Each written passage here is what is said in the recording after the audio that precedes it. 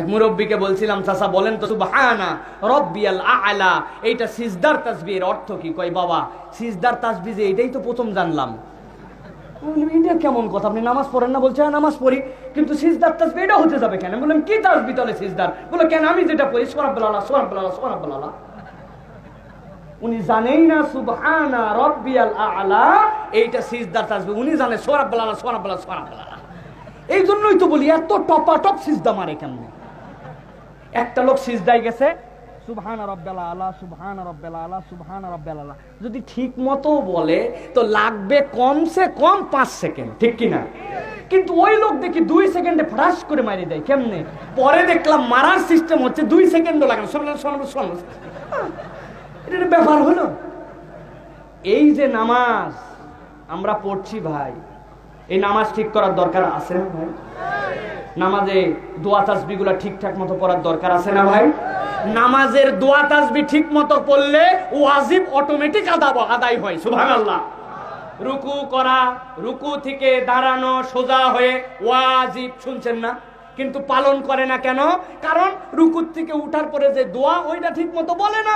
ওইটা যদি বলতো রব্বানা লাকাল হামদান কাসীরান তাইয়িবান মুবারাকান ফি, অটোমেটিক সোজা হওয়াই লাগতো, ঠিক কিনা? এখন সোজা হওয়াই লাগে না। উনি উঠে উঠছে এখানে ঘেঁষা ঘ্যাস মেরে দিচ্ছে, ঠিক কিনা? অর্থ সিধা হওয়াই লাগেনি। এখানে যাতে যাতেই তো 3 বার শেষ। এরকম করে নামাজ পড়লে হবে? ঠিক করবেন নামাজ। প্রিয় ভাইরা, এই হচ্ছে 1 নম্বর আমল। আর 2 নম্বর, নামাজের দোয়া তাসবিহ গুলো একটু জানেন ভাই, এর থেকে মজার কিচ্ছু নাই। আল্লাহু আকবার। কি বলেন? দাঁড়াই গেছে, আল্লাহ তোমার সানা করলাম, তোমার প্রশংসা করছি, সুবহানাকাল্লাহুম্মা বিহামদিকা তাবারাকা ইসমুকা তাআলা জাদ্দুকা। এরপরে সূরা ফাতিহা পড়ছি আল্লাহ তোমার জন্য। এরপরে একটা সূরা মিলাইছি, আল্লাহ আমি মানুষ, তুমি আমাকে একটা প্রাণী করছো, যেই মানুষটাই একমাত্র 2 পায়ের উপরে ভর দিয়ে দাঁড়াইতে পারে। কিন্তু আল্লাহ তোমার নামাজে দাঁড়াই আমি পূর্ণাঙ্গ তোমার বান্দার প্রমাণ দিতে চাই। আল্লাহ আমার মন ভরে নাই। এখন পৃথিবীর যত প্রাণীকুল যারা রুকুর হালাতে আছে, আমি এখন প্রাণীদের মতো রুকুতে চলে গেলাম। বান্দা মাজা সোজা করে রুকুতে চলে গেছে সব প্রাণীদের মতো। যাওয়ার পরে কি পড়তেছে? সুবহানা রাব্বিয়াল আযীম। আমি যখন পৃথিবীর প্রাণীদের মতো বাহিমাতুল আনামদের মতো, তখন বলতেছি মহাপবিত্রতা আজিম আমার রবের। এরপরে উঠে দাঁড়াইছে, দাঁড়ানোর পরে বলছে আল্লাহ এতক্ষণ রুকুতে ছিলাম আমার মন ভরে নাই, এতক্ষণ দাঁড়াইছিলাম আমার মন ভরে নাই।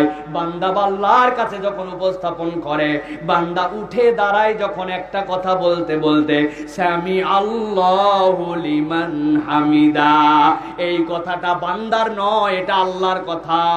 বান্দা বলছে এতক্ষণ বান্দা তুই ঠিক বলিস ভুল বলিস, চেষ্টা যা করছিস, আমি আল্লাহ বললাম সামি আল্লাহু লিমান হামিদা, যে তার রবের প্রশংসা করে, তোর আল্লাহ বধির নয়, এতক্ষণ পর্যন্ত তোর সব কিছুই আল্লাহ শুনেছে।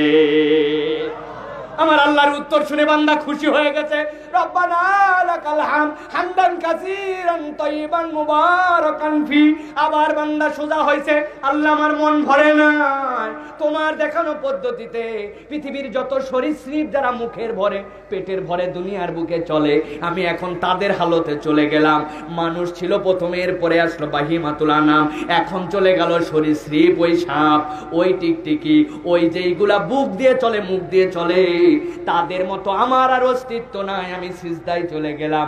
বান্দা যখন সিজদায় গেছে সবচেয়ে নিচে, ওইখানে যে বলে সুবহানা রাব্বিয়াল আলা, আমি যখন সবচেয়ে নিচে আমার মাথা, আমার রব তখন সব চাইতে উপরে।